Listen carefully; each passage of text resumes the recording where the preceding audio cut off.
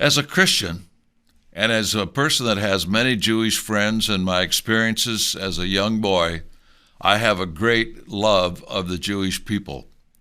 But we have to think about what's happening in the world right now. Everyone has the right to retaliate against an attack, but how far should this go?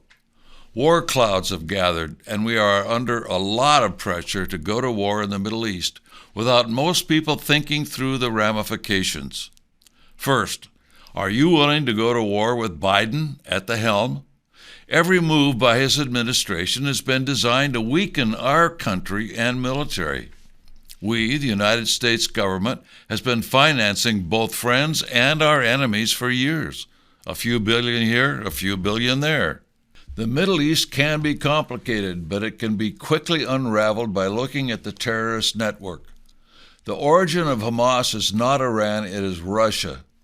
They recruited online to get started, and their servers were all in Russia.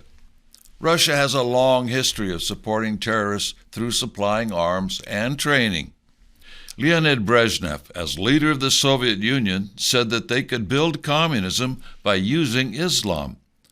Romanian Lieutenant General Pacepa, the highest-ranking Soviet bloc intelligence officer to defect to the West, tells the story of thousands of Soviet agents infiltrating the Muslim country.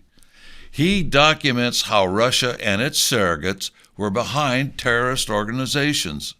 For example, the man who took over the leadership of al-Qaeda, al-Zawahiri, was a Russian agent trained in Russia. The Egyptian Brotherhood leadership stated that their origins came from the French Revolution and Karl Marx, not the Koran.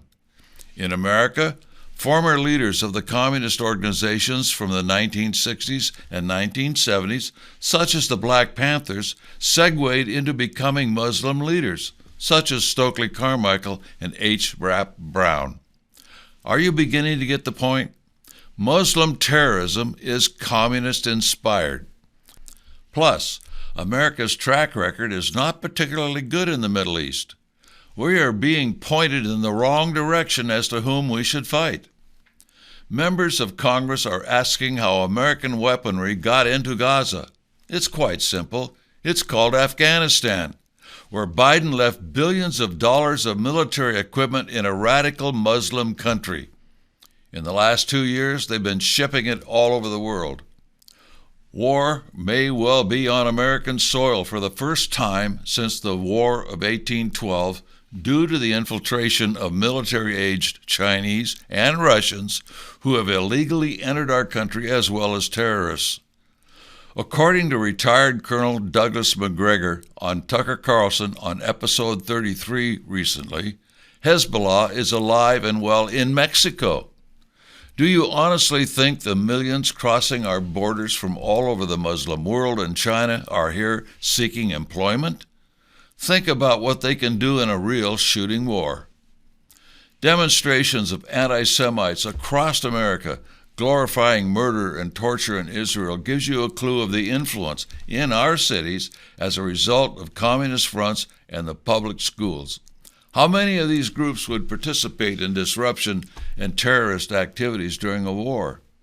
When we got into World War II, there were no Japanese or German terrorists within our country. What little problem there was neutralized quickly. This time, however, it could be a real problem due to the hatred being stirred up, in addition to the terrorists crossing our borders. Strategically speaking, we could find that while we are bogged down in the Middle East, China expands in the Far East. China is gradually taking over the Southeast Asia theater and have formed alliances with such nations as the Solomons.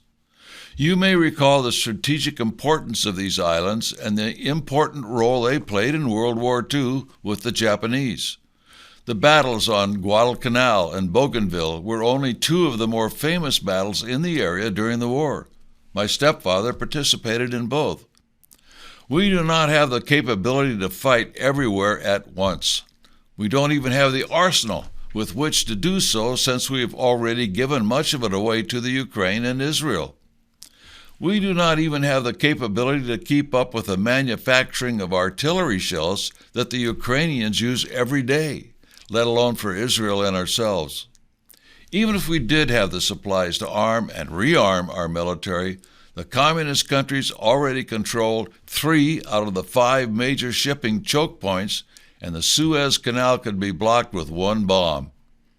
In addition, we do not have the military we had just a few short years ago.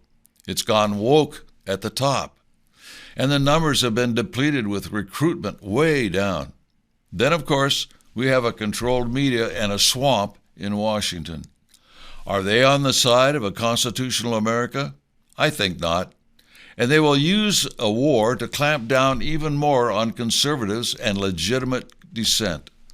We already know that there are Iranian agents within the Biden administration, according to recent reports. And that does not count the communists and communist sympathizers in our government.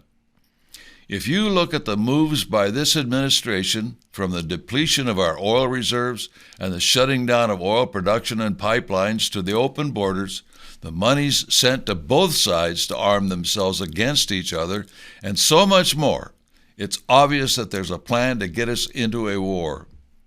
War is always used to control a nation's citizens in the name of the war effort, with increased taxes, shortages, rationing, wage and price controls, curtailment of travel, censorship, government takeover of key industries, and on and on.